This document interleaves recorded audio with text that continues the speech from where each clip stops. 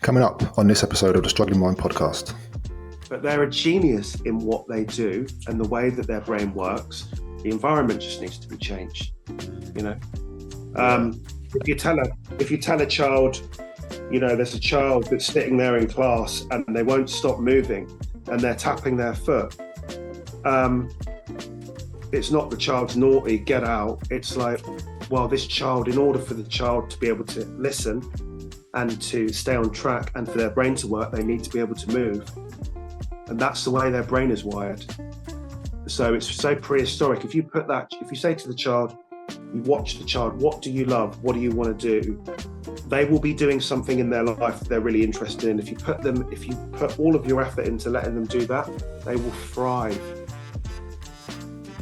Before we go any further, can you do me a favour and just show some love for the podcast and hit the subscribe button? Doesn't matter what platform you're listening to the podcast on, because it will just help to share these incredible stories from these amazing people. Thank you so much. Right, back to the episode. So, first of all, Marvin, mate, welcome to the Struggling Mind podcast. It's finally get to meet virtually in the flesh. You know what I mean? It's good to see you, man. Yeah, you too, man. You too. I'm touched, honoured to be on. Thank you for inviting me on. And it's great this is really the first, I mean, we've had conversations on sort of Messenger and stuff like that, but yeah, great to finally have a conversation with you. This is it's one good. of the great things of technology, isn't it? I mean, absolutely. You can, do you know what, mate? The virtual side of connection is just incredible. It really is. I think a lot of us, I don't know about you, but I think coming out of COVID, it made me realise what was important. And to me, it was about a community, you know, and unfortunately where I live, I don't have that because I live in a foreign country. So I had to create it online. And COVID taught me that we can virtually connect and build these relationships with people. And I've met so many incredible people that have completely, you know, impacted my life, man, you know, and I love it. So this is the beauty of, you know, virtualism, if they want to call it that. Yeah, that's the one. That's the word. We'll use that word, Lee. I like virtualism. You like that? Yeah. But take note. Virtualism. You heard it here first. Really? All right. So listen, first thing to start with, mate, is tell me a little bit about you. Who is Marvin? That's a big question, isn't it? I mean, well, I'm always finding out every day. I mean, one minute I think I sort of know myself and then I don't, you know, and I guess, do you know what, Lee, the older I get, the more I realize the value in like simplicity and keeping my life as simple as possible. I mean, I was thinking about this earlier on, but I was reflecting on something this morning and thinking it's really difficult to get an idea of, this is just my experience, but of what is working in my life or not working if I'm really busy. And the world is really busy. So is Mother Nature. Can you hear that? It's a magpie. Can you hear me clearly? I can hear you clearly, mate. I can't hear any background noise. Okay. I've got a washing machine on the background. Can you hear that? No. Cool. You continue, you guys out there. It's magpies having a chat. Yeah, it's fine. Don't worry. He's all right with it. No problem. I'm cool with it, man. I'm cool with that. So, but we're being pulled in all directions, aren't we? And, you know, as much as I love technology for the reasons that you described, I try and use it in the best way for my own well-being, which can be really difficult sometimes because it can be incredibly addictive. And I'm someone who's sort of wired, I guess, towards shiny things that get my attention, and I'm all in, you know. But I was sort of thinking to myself about sleep, and it's quite interesting because I'm a huge advocate of sleep and have been for a long time, I guess, because of my work, my clinical work that I do as an occupational therapist. And I didn't have the best night's sleep last night. And I've been pottering around this morning and I've been thinking, why can't I get going like I normally would do? And I'm like, I haven't slept very well.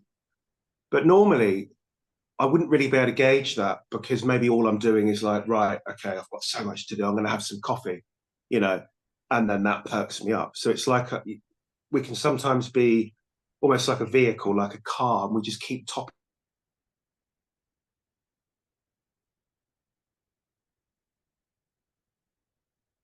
us, you know, on like a treadmill. But it's only when we pause and step back sometimes we're like, oh, hang on a minute, you know, there are lots of variables, and we can notice that, I didn't sleep very well, I'm not hydrated, or there is this thing that I'm avoiding, or a conversation, or whatever it might be.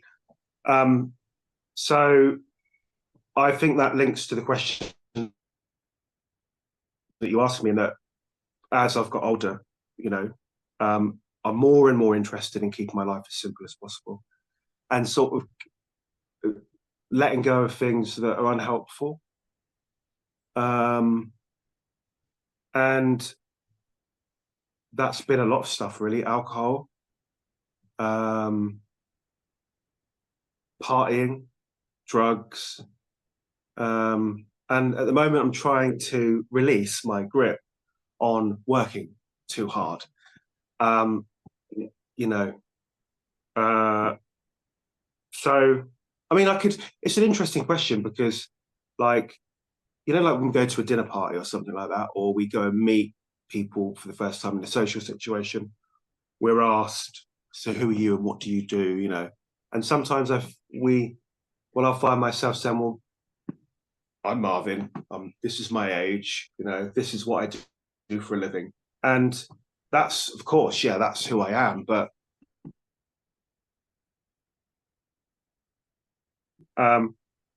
I sometimes, what I'll do now when I'm out in a situation like that is I'll say, tell me a bit about what you enjoy, or who are you?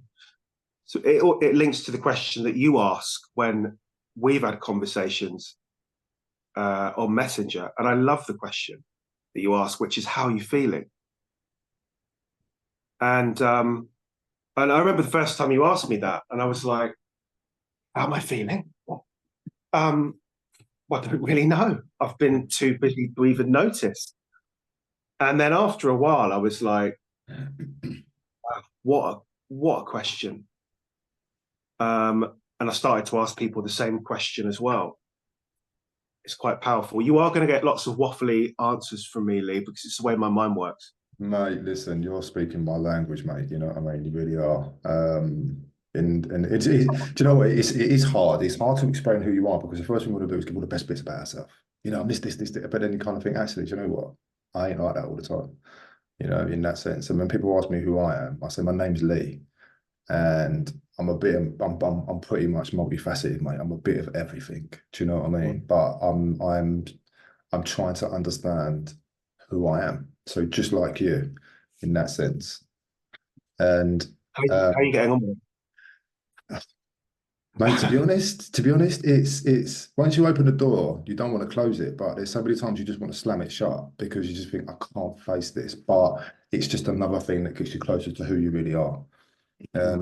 This is how I look at it for me, right? Is that they say the best version of you is waiting for you when you get to heaven. I'm making sure that when I get to heaven, that person that's waiting for me is going to meet the best version of me, which is me.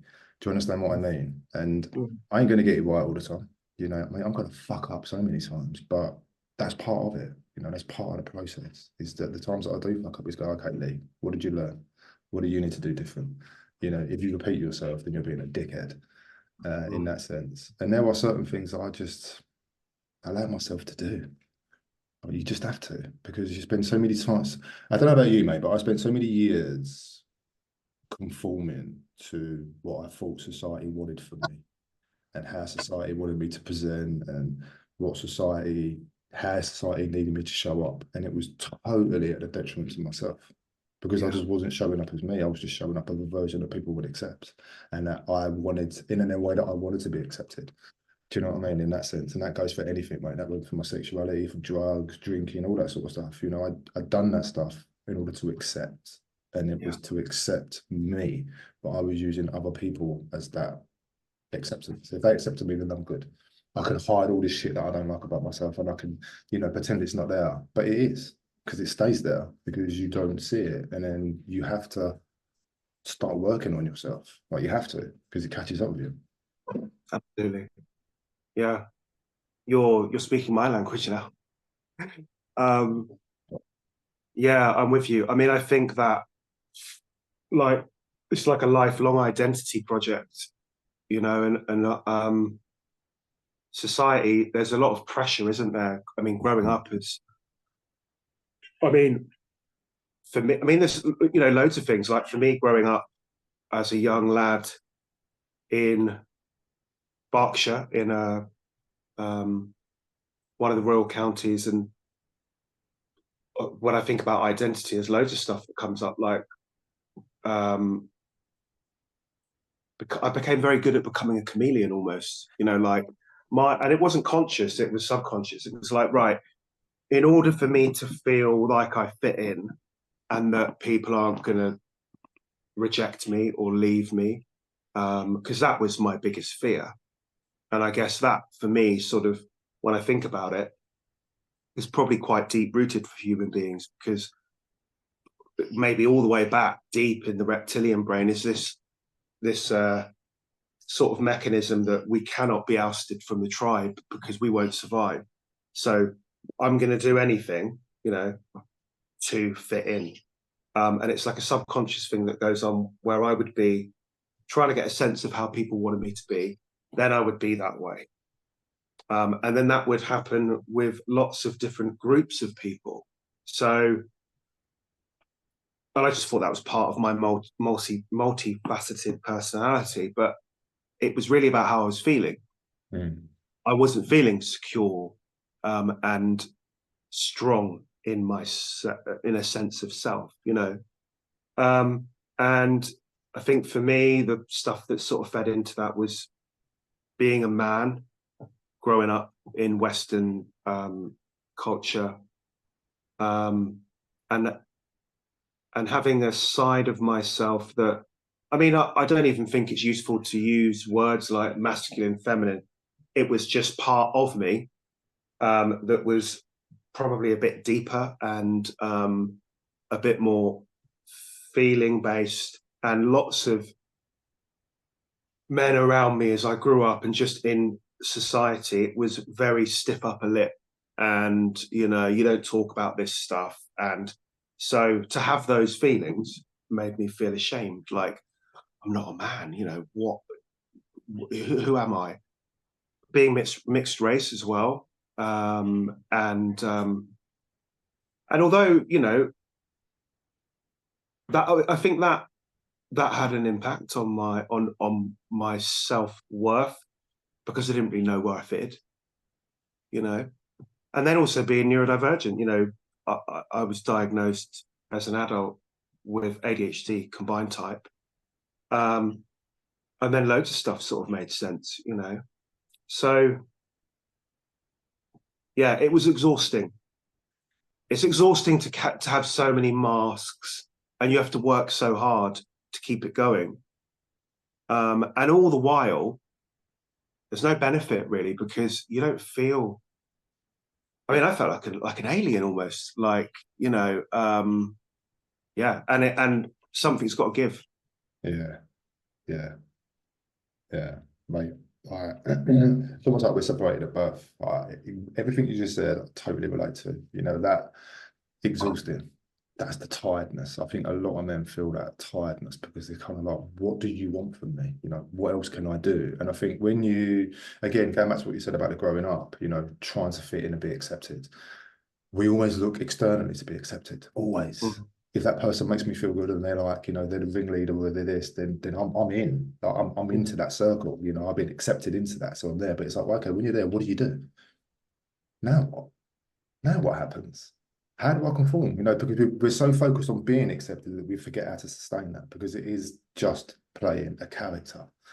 And then, as I said, exhausting is a word, mate, that I kind of use for quite a long period of time in my life, because I was just tired of being this thing for everybody and not knowing who the fuck I was. I was just stuck in the middle. Like, I was all these things, and then Lee was just in there somewhere, you know, battling to get back out, but he just didn't know what to do, you know. And you just, return back to type. Oh, well, it's easier just to be this. And I kind of relate back to the guys, is that we would rather suffer in silence because it's comfortable and it's familiar, and we can cope and we can handle it. I mean, what's the other option? The other option is terrifying. I mean, that was my experience, you know.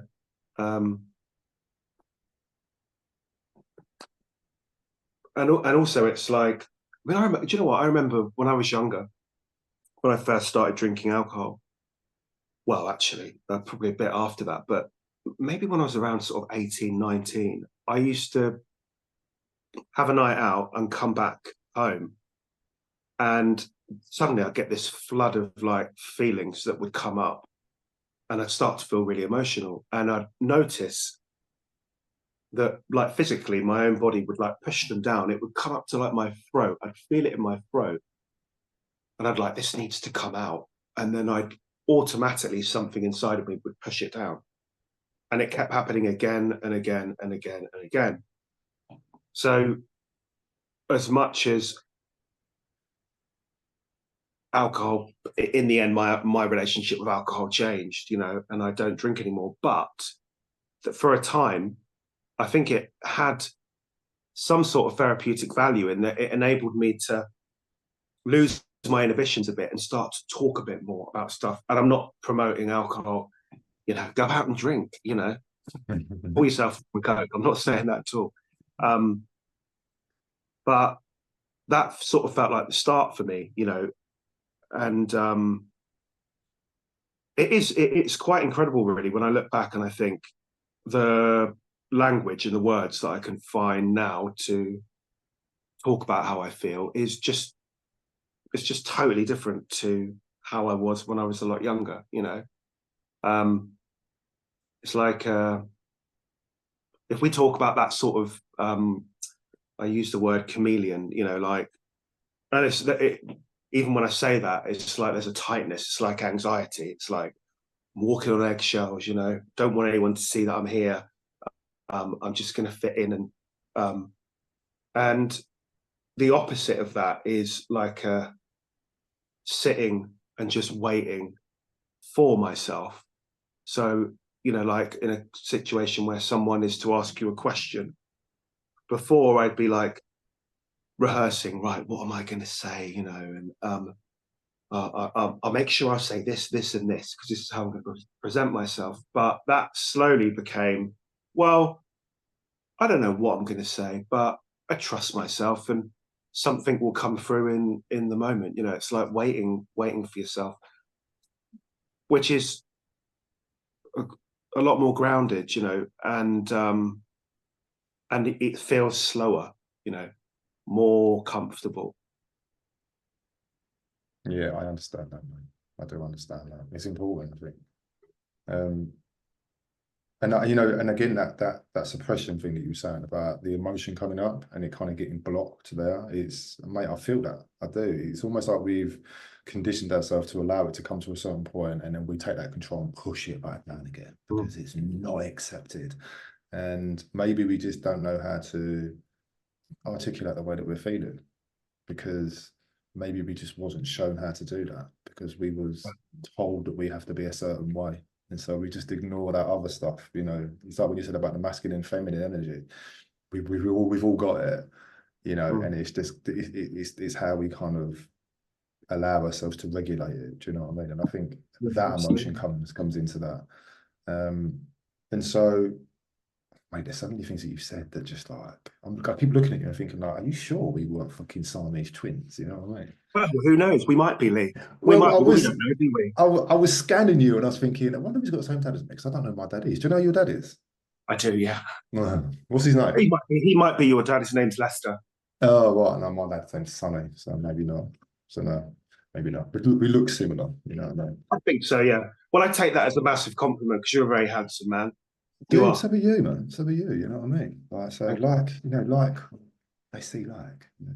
Could I just throw something in here that this feels connected? You know, when we give and receive compliments, that is something that I've struggled with for my whole life. So whenever anyone would give me a compliment, immediately, and it's all to do, I think, in my experience, it's all to do with like this inner critic.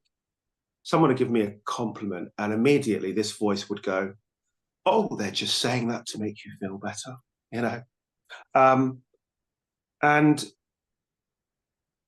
it's a really interesting one, because I think it's quite common when I have conversations with people, whether it be friends or family or in like coaching work that I do or my work as an OT. It could be in any capacity really.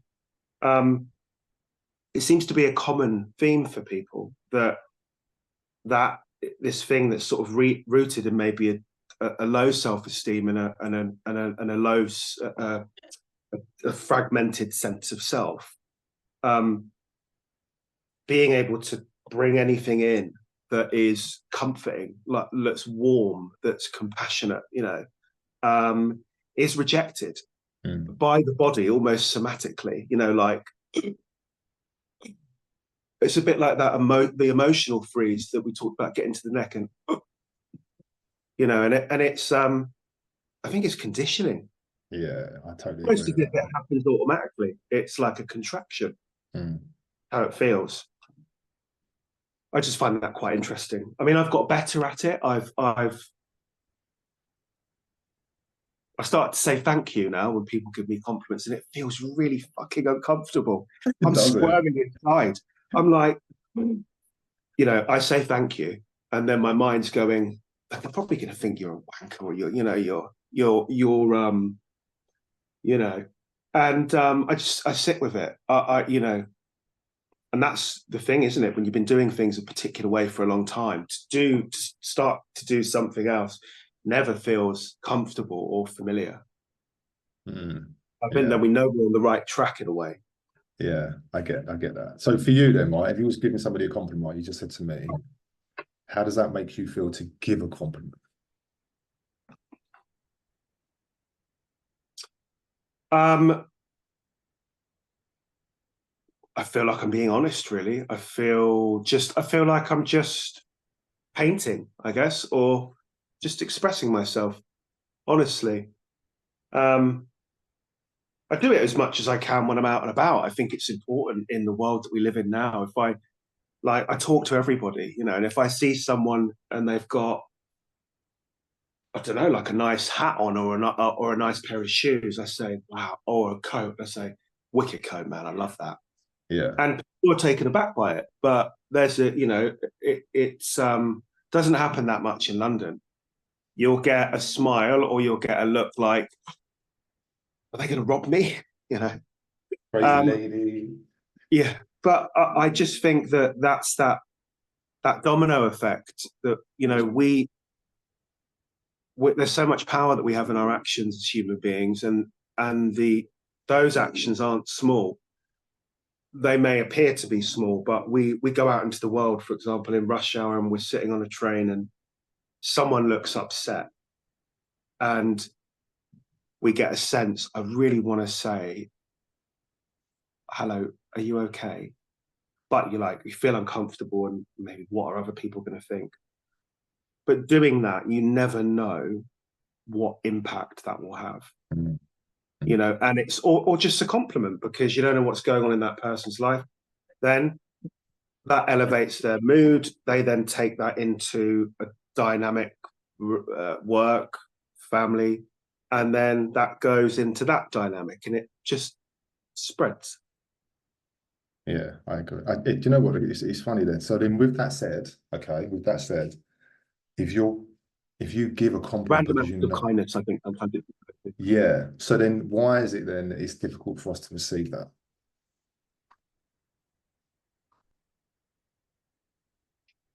well, there's the interesting thing, isn't it? Because I think that it's when you step back and look at it from a different perspective. So you might ask me, like you just did, how does it feel to give a compliment? And I said, oh, you know, I feel like I'm being truthful. I'm expressing myself. So I mean what I say. Mm. So what we're sort of telling ourselves as individuals is that, well, when everybody in that else in the world gives people compliments, they mean it. But when compliments come towards me, the people don't mean it. But I think it's deeper than that. I think, I mean, I can only talk about it in my experience, but particularly more so before, when I was younger, and, you know, and sometimes it still happens now, depending on what I've got going on in my life and how I am feeling internally. But immediately there might be a voice that will come up and say, yeah, but you don't really know me. Mm. You don't know who I am. You know, you don't know all the bad things that I've done, or the ways that I've let myself down, or, you know, and I think that's quite common. It's like, we are made up of everything.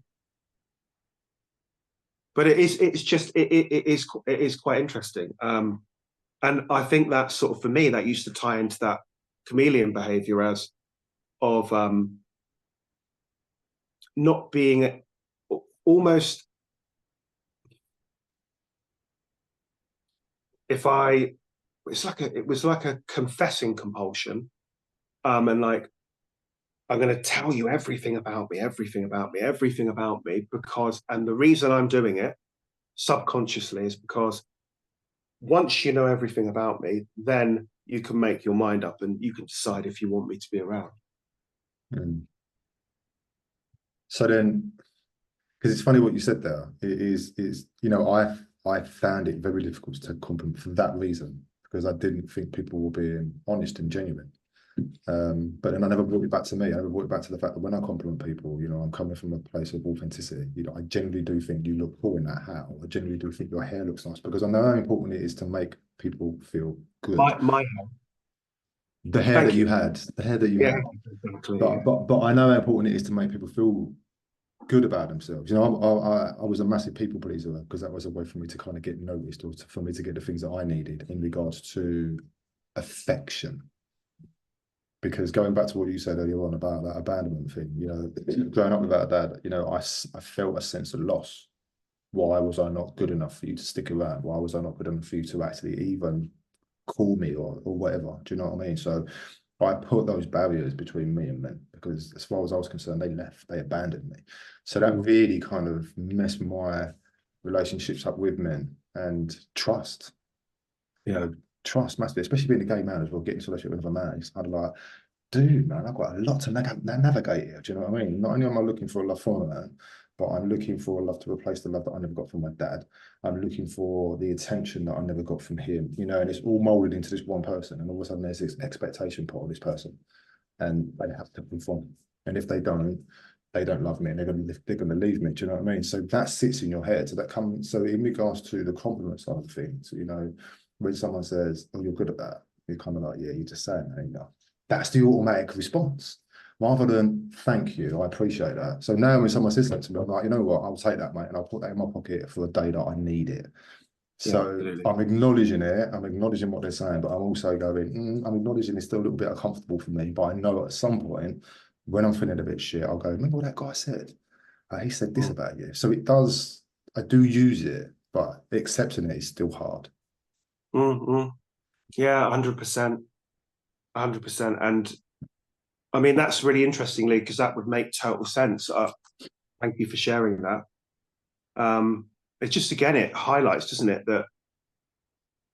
that the soil that we're grown in from, and our start in life, has a significant impact on how we then relate in as adults, because really that's where we learn to relate. That's our university as children, isn't it? That we watch the adults around us and how they relate. And that's why I find attachment theory so fascinating, you know, because and that this idea of repetition compulsion, you know, like you'll hear people say, why do, you know, I've ended up in this spot again. And I said to myself, I wouldn't be here again. I made sure, you know, I made a pact with myself that I'd never do this again, or never end up in this situation. And here I am. How did I get here? And I think that when it comes to sort of things of the heart, the prefrontal cortex goes offline, it becomes irrelevant. You know, that's that sort of pull for connection and belonging and love and intimacy, and being able to be ourselves fully in the presence of another, regardless of how we show up, and be loved and not left, is what we're all probably being drawn towards, you know, and one of the most healing things that we can experience. And then you get two human beings to come together who have both got their own stuff going on, and there's loads of funny stuff going on, and that's why I think, you know, there's so much stuff out there about relationships, and this is good and this is bad, and you know, this is what you should do and what you shouldn't do, and it's quite black and white. Human beings are so complex, you know, and I think, like anything, more compassion is needed. Yeah. Because people are always doing the best with what they have available to them, and when it comes, you know, to those deep feelings and those deep drives, most of the time we don't know what we're doing. Yeah, it does feel like sometimes you want to dodge them, Carl. You know, you're thinking all you need to do is dodge being smashed into, but you forget that actually dodging, you know, being smashed into means that you're potentially going to smash into somebody else. Do you know what I mean? And in that sense, but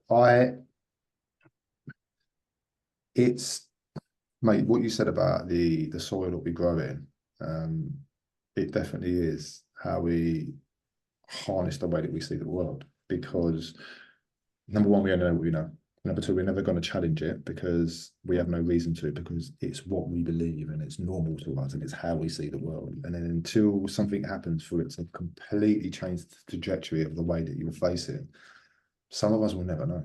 We'll never really get to know what it's like to kind of reach, feel, or be part of, you know, our full potential. You know, it really doesn't. We really don't. And sometimes it's good. Some people are kind of, they're already in it. You know what I mean? And it's good. It's as good as it gets for them, and they're happy with that.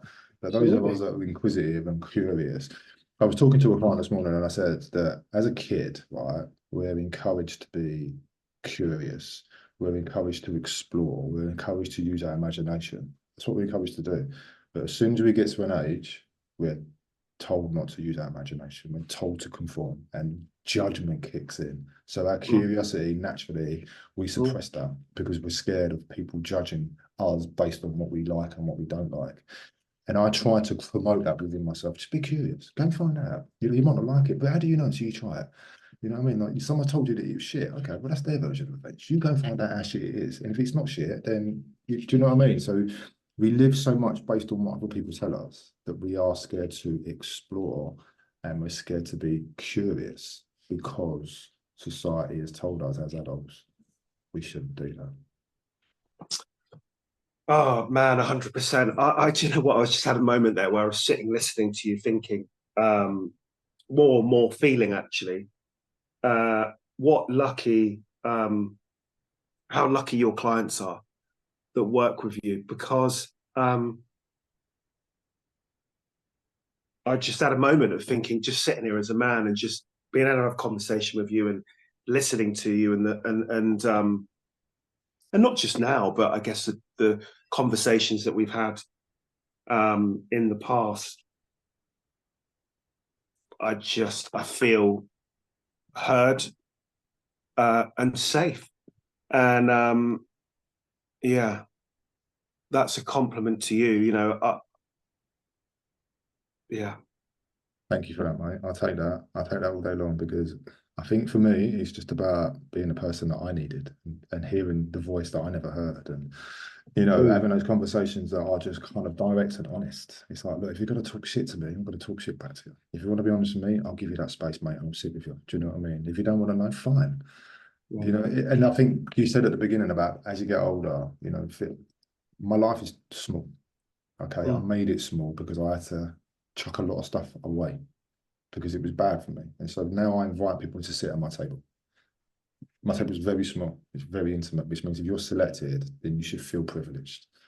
Do you understand what I mean? Because that's me setting my boundaries. It's like, you know, this is not a free for all, mate. My door's not a fucking rotating door. You know what I mean? Like, you knock and you wait until you ask to be entered. And if you don't thingy, mate, then I'll just move you to the lane that you need to go in.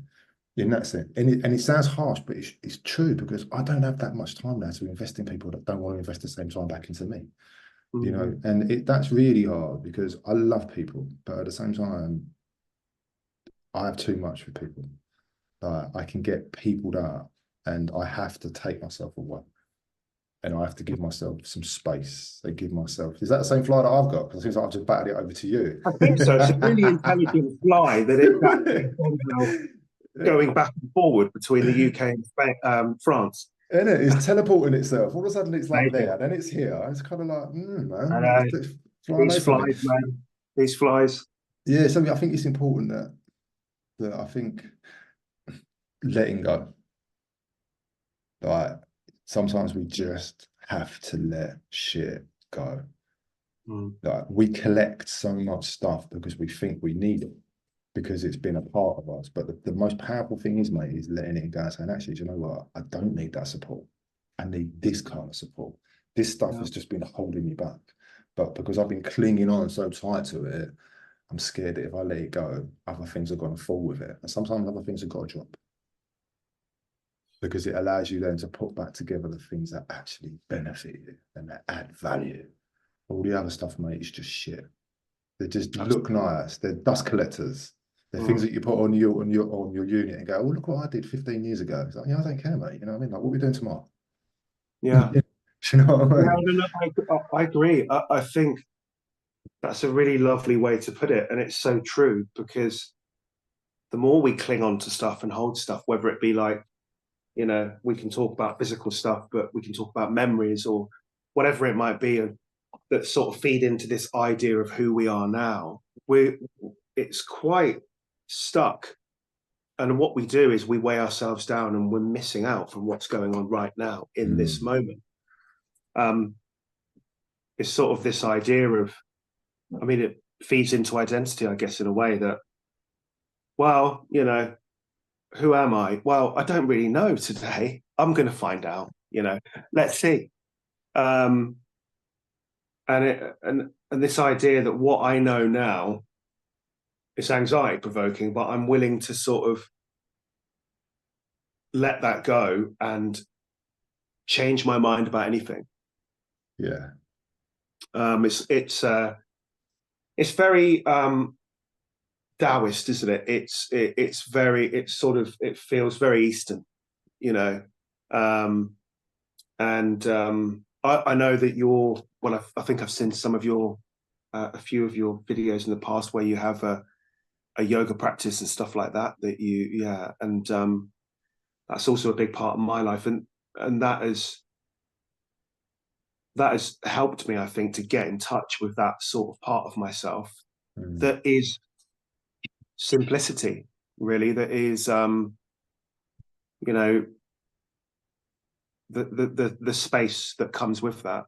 Whereas before, any space that would open up, I'd try and fill it, because I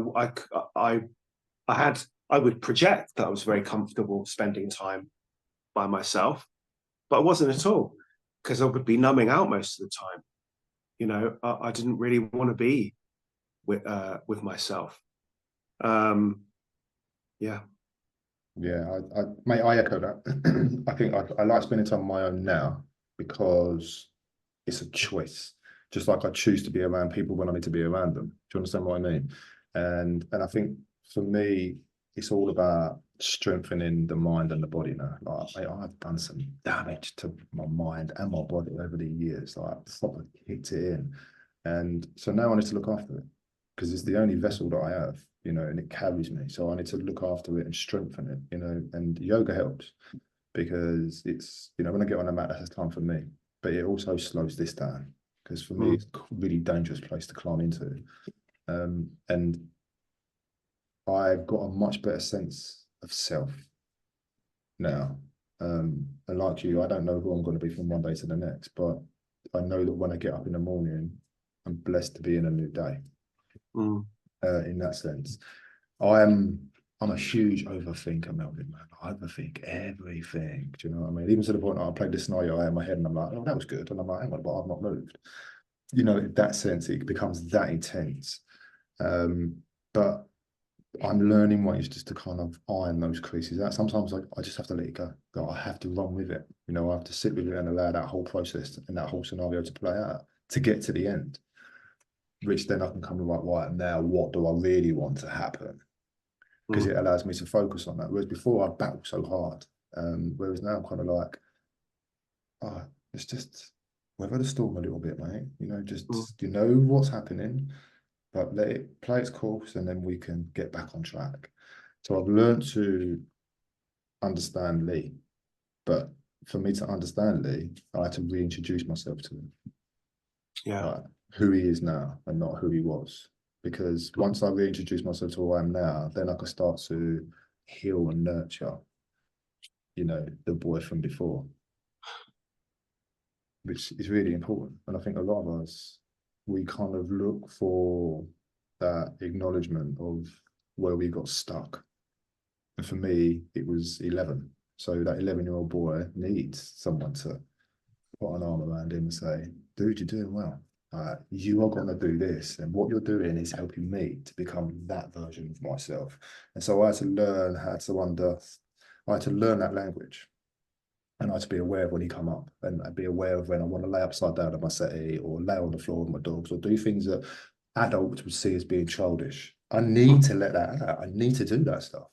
You know, I need to like reconnect with that person of who I am. And so I make no excuses for it. You know, I really don't. And again, another conversation I had with somebody was about interpretation. I know what people's unconscious bias, the interpretation of me from the minute they meet me. And I used to make it my job to change their mind. It's not my job. It's not my responsibility. Yeah. I give you the opportunities. If you don't take it, that's down to you. Because I'll just be consistently me and I will, you know, it's my character you judge and my integrity, not the way that I look. Because I defended the way that I looked for years and years and years. Do you know what I mean? But it doesn't change the way that I look. All I was doing was changing people's opinions. Not my responsibility, mate. Go and educate yourself. Absolutely. And I think that, you know, we have a difficult enough job making sense of who we are. And, you know, it's lifelong. So to try and you know, it's quite natural for many people to try and work out who someone else is, or you know, it's like trying to get into someone else's head. It's like there's loads of stuff going on in here anyway. So keep your attention internal. I think that's really important. Lee, you said something that I just wanted to come back to, if that's okay. Yeah, and it was about I've been thinking about it quite a lot, not recently, but over the last few years, this idea of as we grow and move into sort of teenage years, adulthood, there is it sometimes feels like there's a straitjacket that's put on us, or really tight clothing. This is what you should do. This is what you shouldn't do. This is how you should behave. This is how you shouldn't behave. Anything that is playful or expressive seems to be frowned upon, and we miss a trick there, because if I think about one of my areas of work and one of my big interests, which is movement, I think about this quite a lot, that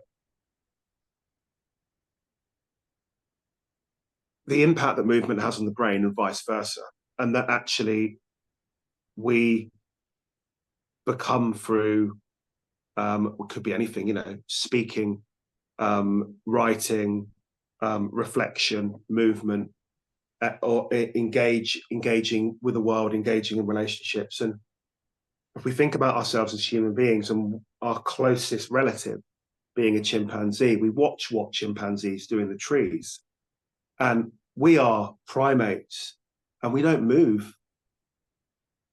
And you look at the way that chimpanzees move, they move in all directions, they're spiraling around. and their communities are so vibrant and playful and loud and colourful. But here we are as human beings. We're in these chairs. Sit still, sit straight, don't move, you know. But there are so many of us that in order for our brains to work, we need to move. Yeah. You know, and with that, when there isn't movement, there's stagnation. So I think that, you know, for lots of people, that is a really good way in. When it comes to sort of emotional work, if people feel quite locked up, you know, moving meditation, beginning to move, helps you get into the body. Yeah.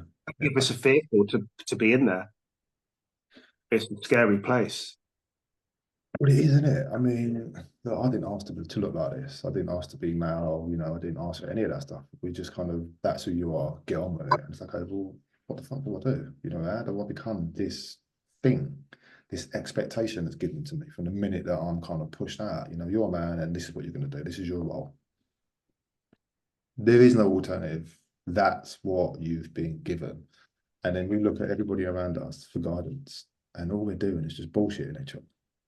Because we don't want to go, well, I don't know what I'm doing. You know, well, I don't know what I'm doing. I'm just, well, this is what I did. And blah, you know what I mean? And we try to figure it out. And we just try to navigate it, you know, and especially in the formative years of teenage years, which is when everything internally is starting to explode. Everything. Oh, God. And you're kind of like, well, what's this mean? And what's that mean? And, you know, why am I feeling this? And what are these things? And blah, blah, blah. And then you've got no one to ask. I never had the internet when I grew up. You know, I couldn't www.anything. You know, I couldn't get on.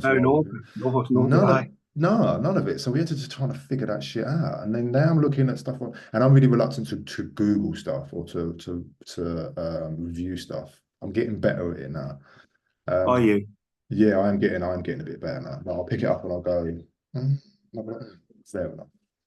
But I'm starting to. Why is that? Why is that, Lee? What? Because I think for me, when I Google something, maybe it might be the way that I ask the question, or maybe it's my understanding of it. My learning style is very physical. You know, if you show me something and like teach it to me physically, I can learn it. If I read stuff, if it's using words that I don't understand, mate, I'm lost, and I'll move on because I'm kind of like, I don't get that. And then the question doesn't become important anymore. Yeah. Because it's you sound very kinesthetic. You sound very kinesthetic.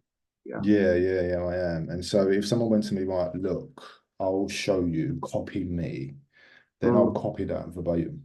And I'm like, right, and I'll keep doing it over and over and over and over to a point that I won't even stretch it or bastardize it. I'll just stick to the way that I was taught. But now I'll explore a little bit more. You know, Mark's always saying to me, can I do something? So why don't you Google this? And I'm like, can't you do it for me? Like, I just can't get on with it. Yeah. So in that sense, I forgot what I was saying to you now.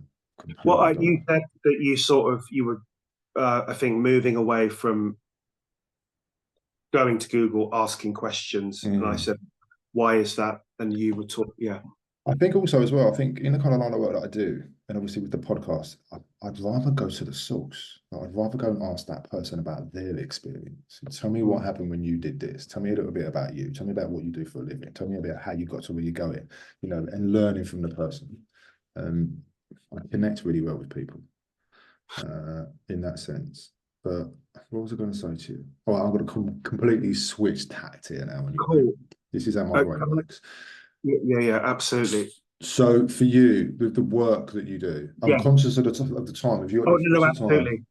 I just wanted to say very, very quickly, Lee, the reason I asked that question, I wanted to know, but I wondered as well that in the age that we live in, when there is so much information out there and our minds are so busy anyway, sometimes researching, questions, really what Google and the internet can become is just another external point of tell me what to do. Yeah. The answers rather than, okay, I'm going to try and make sense of this myself, or have conversations with people that you connect with and that you trust and that you feel you just feel quite fluid with. Yeah. Because that's what I think, this sort of work that you do and coaching and the podcast, having real conversations with real people, that's how we used to live, like word of mouth recommendation. And it's a really beautiful, powerful thing. So I think there's something in that. I'm glad that you've said it, because if I spend too much time researching stuff, I've got a bit of a mad scientist mind sometimes. I can have too much information in my head, and then I'm totally out of my body. I'm just like a robot, you know. Yeah, Anyway, sorry. No, mate. That's true. I think for me, it's choices. If I get too many choices, I get overwhelmed. It's like looking at a menu. If I've got a menu and it's got like 50, 60 things, I'm like, I don't know what to pick. Like, I just don't, and I get really agitated. And I'm like, why can't it just be 6 things? Why can't you just tell me that I can have just this, and let me moan about not having any choice, but I'll still find the selection much, much quicker. So, if I get all these choices, I'm just kind of like, I can't do this, man. It's just overload. And again, I think that goes back to the environment thing, taking yourself away from people. Even trying to sometimes just select what you want for dinner. I'll go to my, well, what do you want? It's like, well, I don't know. I'm thinking you're going to give me an idea. It's like, well, I don't know. And then my brain starts to hurt. Yeah. Just the simplest thing. Do you know what I mean? Well, what do you want to watch on TV? And it's overstimulation, and we can have anything we want at the click. We click our fingers, it can be delivered to our door that day. So we don't have to wait for stuff anymore. We don't have to delay gratification. But the flip of that feels very much like Mother Nature and going, stop. Which is important. Here's a question for you then. Here's a question for you. So we were born in an age where there was no technology. There was, TV had 3 channels, a video had a control on it that had a lead that plugged into it. A telephone had a wire that went into the wall. You couldn't move with it. Do you know what I mean? How did you find that transition into the IT world, into kind of computers and stuff? I struggled with that. I think I still struggle with it now. I still kind of like that human connection. I still like to kind of, get on the phone and call somebody as opposed to send them email. Like that transition for you going into the world of digital and social media, how did you navigate that? Well, it's difficult for me to make sense of, really, because it sort of felt like it happened quite slowly. It wasn't. I remember being younger and having the landline at home, and that was it. And I know it's a bit cliche because I think lots of people talk about it of our generation, but you make that arrangement with your mates, and then you all meet at a particular point at a particular time. And if you're not there, then you'll guess where they are, and you'll call them there, or you'll bump into someone and they'll say, "Oh, I just saw so and so." It was a bit like an adventure. Yes. And that was quite exciting. And then suddenly you turn up and they're there and you found them, and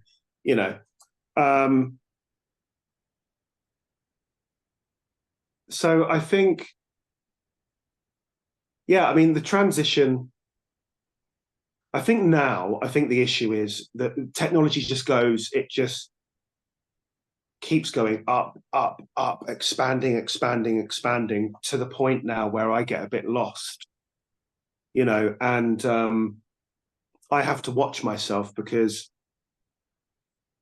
I think you touched on this earlier on. I need to carve out time alone to recharge. And I think particularly with the work that I do, being an OT, coaching work, I need to do that so I can come into like my work where I'm grounded, and that I have the capacity to be able to hopefully, be of value to people.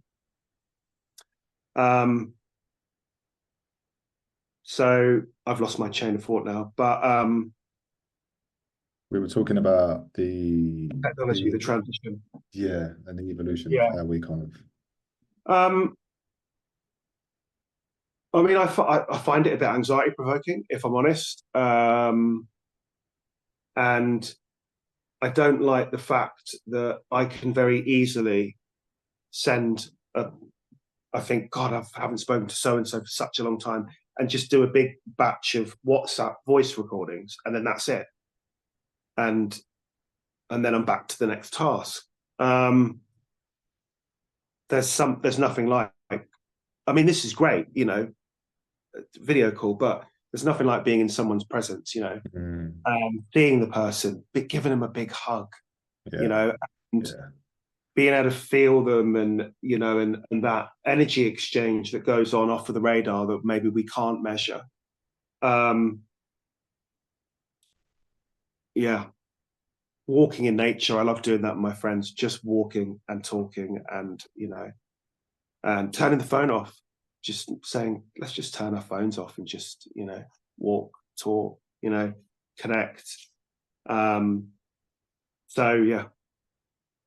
Yeah, I totally agree with that.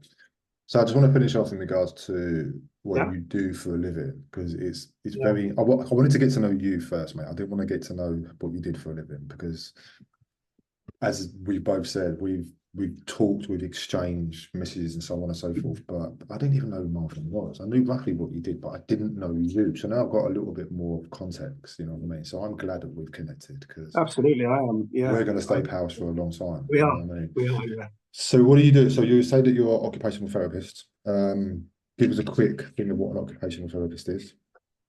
So occupational therapist is, so there are the two words, occupational therapy, occupation being anything that we do as human beings. So that could be, some people automatically think it's vocational, it's like work.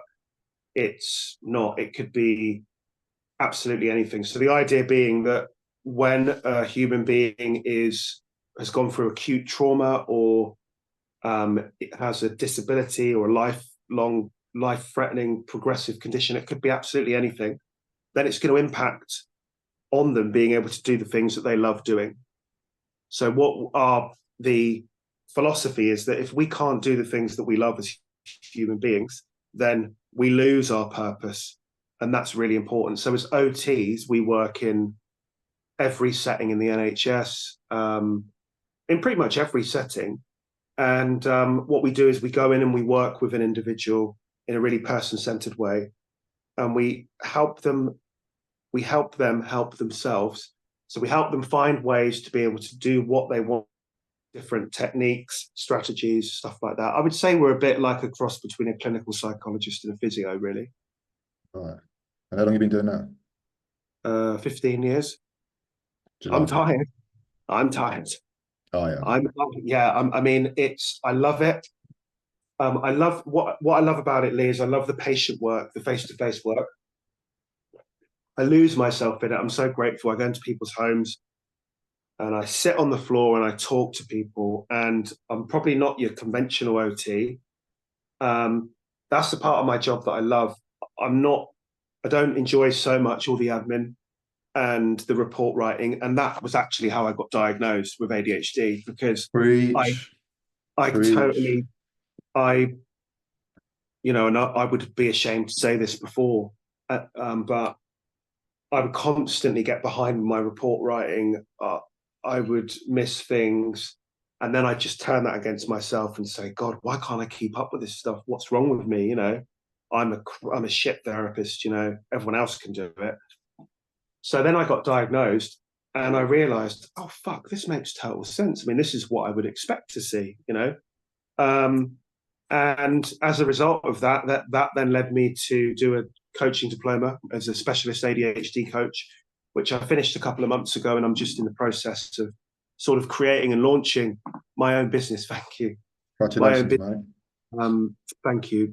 That was a compliment. Yes, I know. Yeah. And I want to work with neurodivergent healthcare professionals. That's going to be part of the work that I do. So doctors, nurses, social workers, physios, OTs who have a diagnosis of ADHD or dyspraxia or dyslexia or autism or whatever it is, and they just don't feel understood, you know. But they're a genius in what they do and the way that their brain works. The environment just needs to be changed, you know. If you tell a child, you know, there's a child that's sitting there in class and they won't stop moving and they're tapping their foot, it's not the child's naughty, get out. It's like, well, this child, in order for the child to be able to listen and to stay on track and for their brain to work, they need to be able to move. And that's the way their brain is wired. So it's so prehistoric. If you say to the child, you watch the child, what do you love? What do you want to do?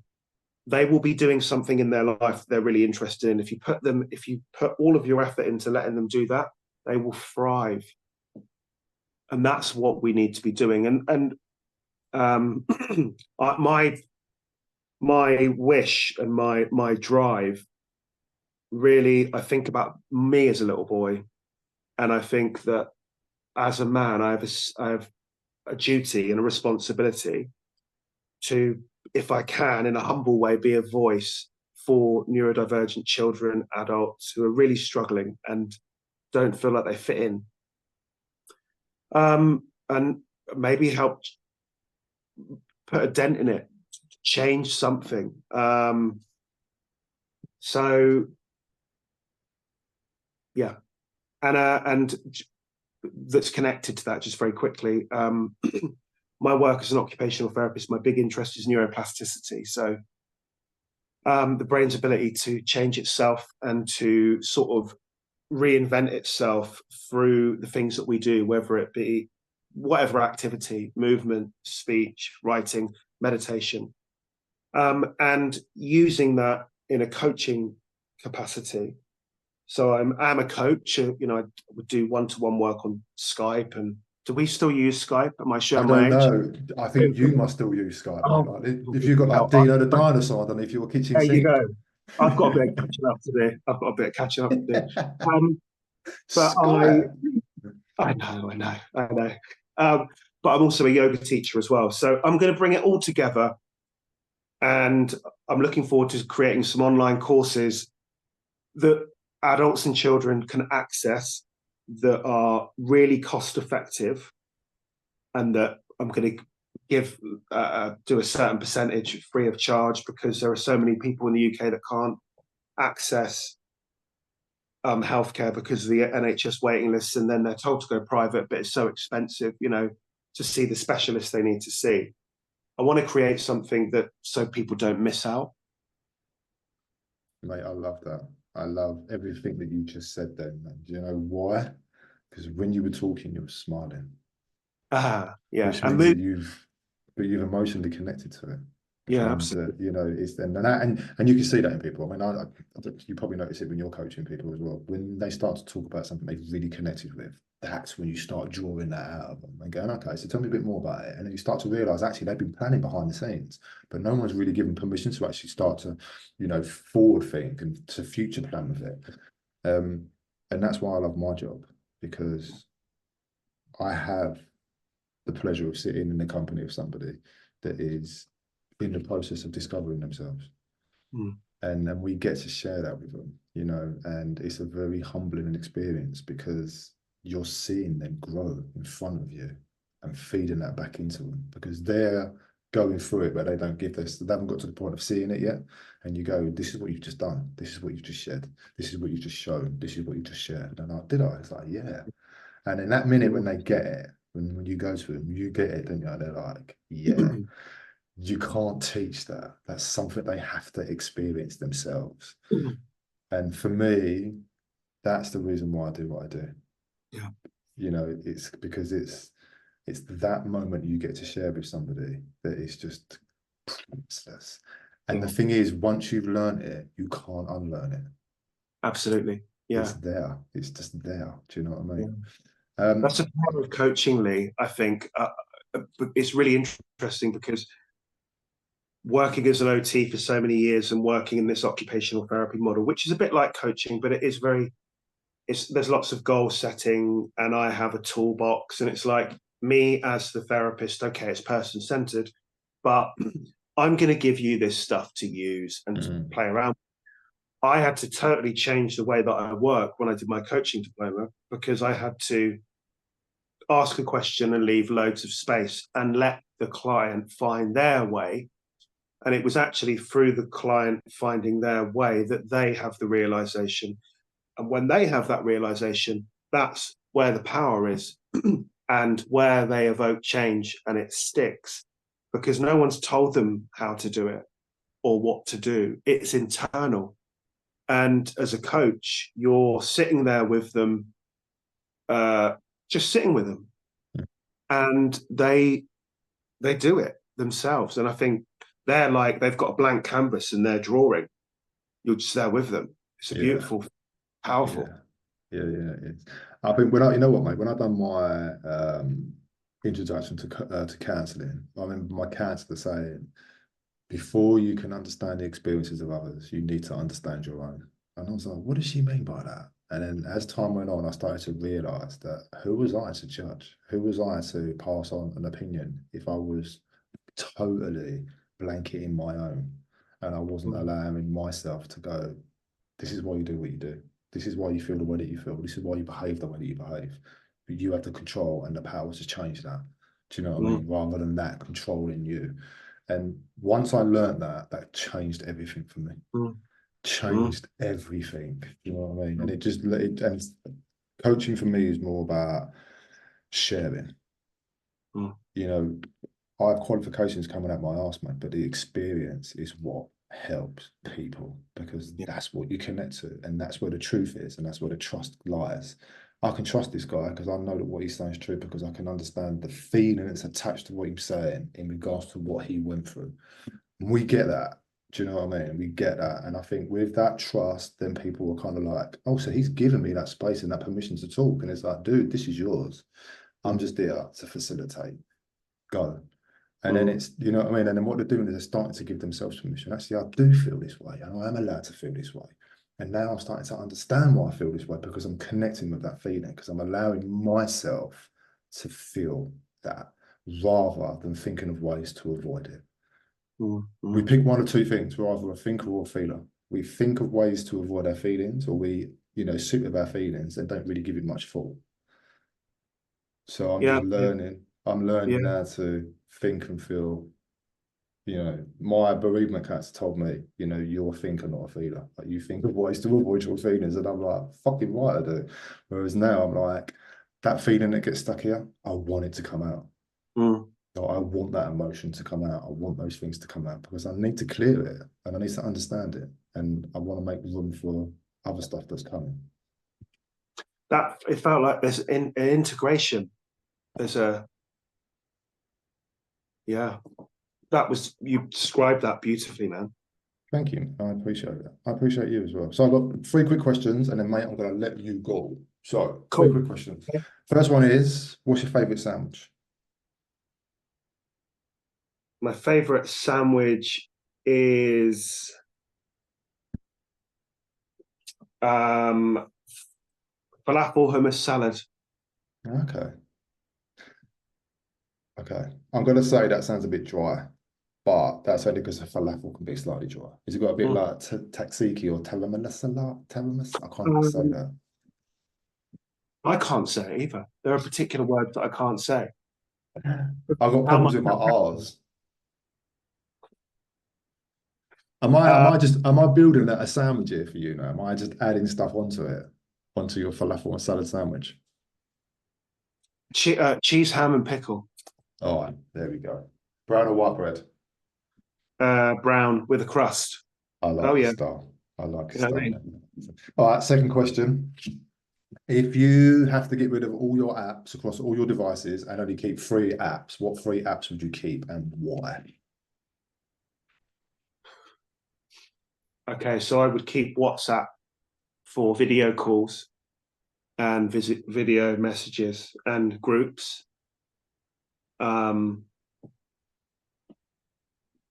Just enables me to stay connected to people.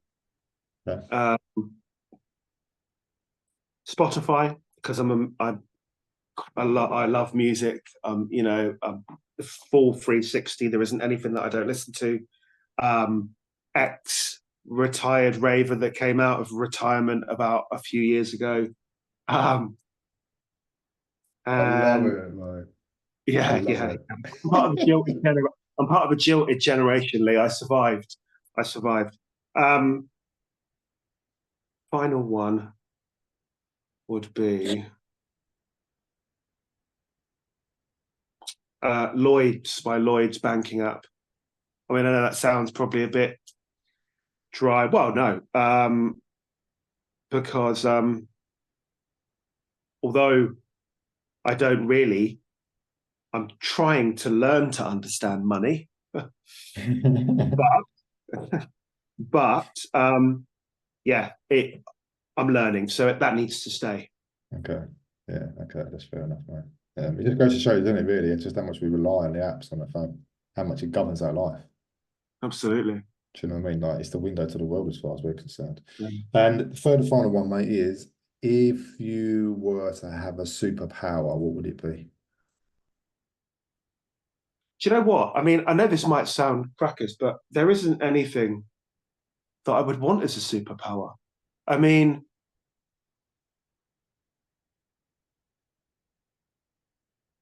I already have a superpower, really. What is it? My superpower is that when I find something that I really love and really enjoy and that really flicks my switch, I lose myself in it. And I think the thing is, when I think about superpowers, you know, there's part of me that like, how much will this change my life? You know, it's a bit like, you know, who was it was it Man of Steel, Superman?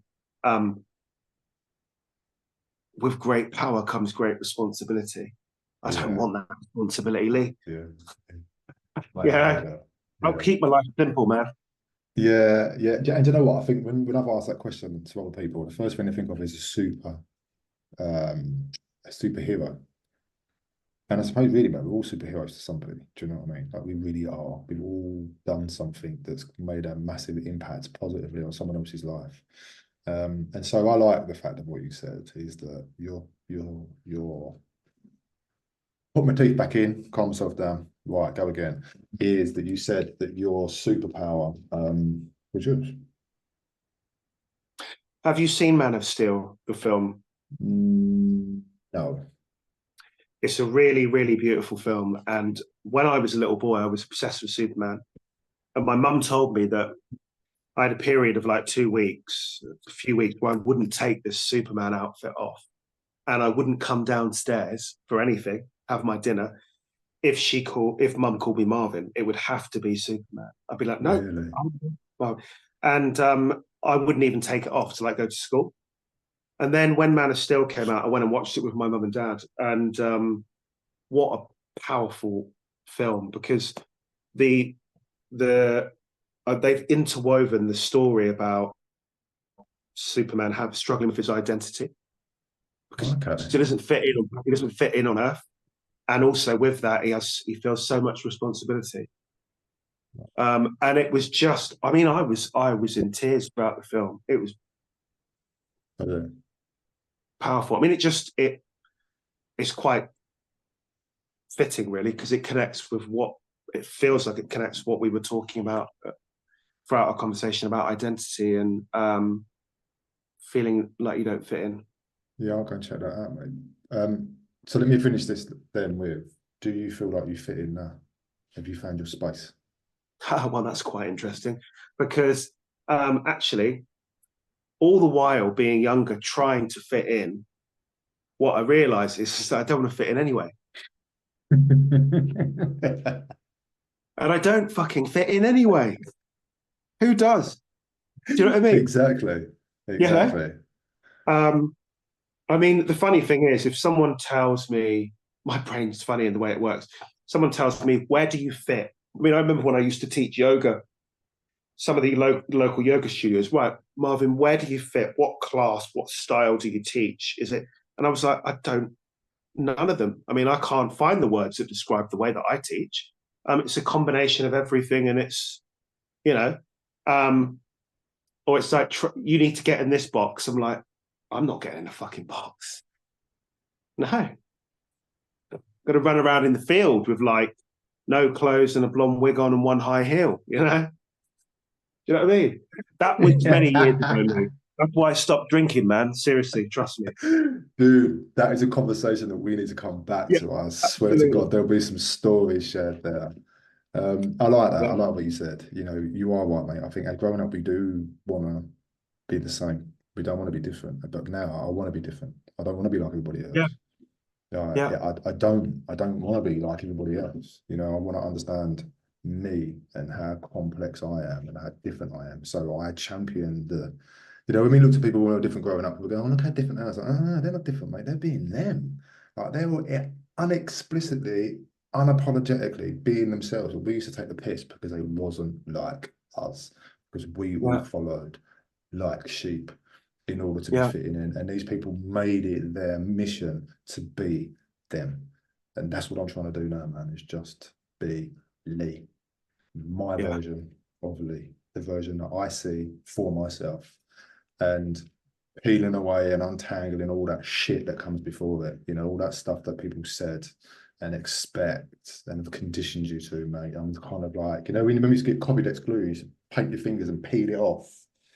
Your fingers shiny. It's almost like that. It's like you're peeling off all these layers of yeah, what people said, what they expect from you, the limitations they give you, their beliefs, their fact that they can't achieve for whatever it is, so that you're not going to achieve that. And we believe that because that's what this person said, because they're a caregiver, blah, blah, blah. And you get to the point and you think, stop.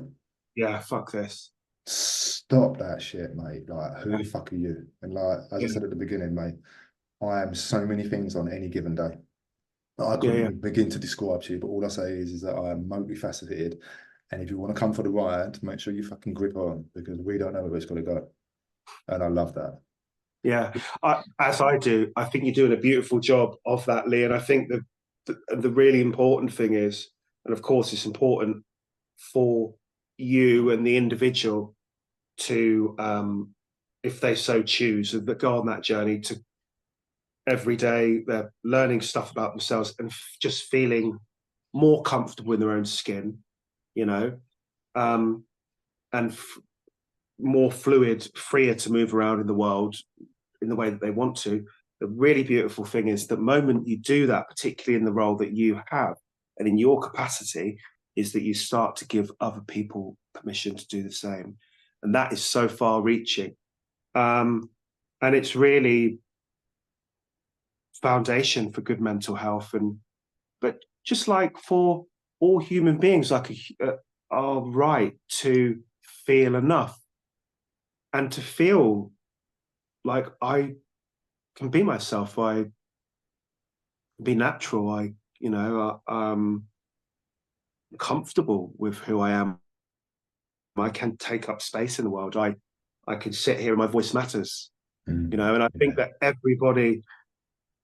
everybody has that right. And the interesting thing is that I think many people come or start that journey when they've been in the absolute pits of despair, where they're at their rock bottom, and that is that moment of okay, I'm in the basement. I need to start climbing the floors, and it's a bomb site, and it's like I'm going to leave all this shit behind and pick up the little bits that I want to take with me, and now I'm going to so yeah.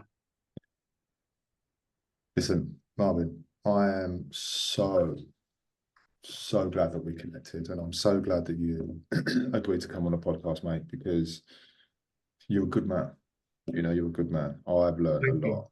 Taking it. And I've and you know taken what it you've done? You know what in you've the done, head. mate. There was a couple of things that you said that you've actually given me permission. You know what I mean? And there's a couple of things that you said that have clarified a few things in my mind that I have doubts with. And I'm kind of like, can I? And you kind of like, you've gone do it without realizing it. So I just want to thank you for that, mate. I appreciate that. I'm definitely getting you back, because we're going to talk about or if you want, we could talk about past, so the drugs and the drink in that. Oh yeah, That'll be a good conversation. absolutely. Even probably like shits and giggles to a degree. Do you know what I Yeah, mean? yeah, yeah, I like talking about my past life, especially when I've kind of healed from it as well, because I can yeah, look at yeah, it really objectively and go, God, man, I've done this and I've done yeah, this. yeah, yeah. So that'll be Yeah. a cool conversation to have. But do listen, Absolutely. keep doing what you're doing. Keep striving, mate, because I know that you've got to achieve whatever it is you set yourself out to do. And I know it's probably something we can do together in the future. Oh, Marvin, that would be dude, my honor. Thank you, Lee. Thank you mate, so much. Thank you for inviting me on. And you are a good man. thank you. Bless you very much. Thank you for listening. I hope you enjoyed that. Don't forget to leave a review and subscribe.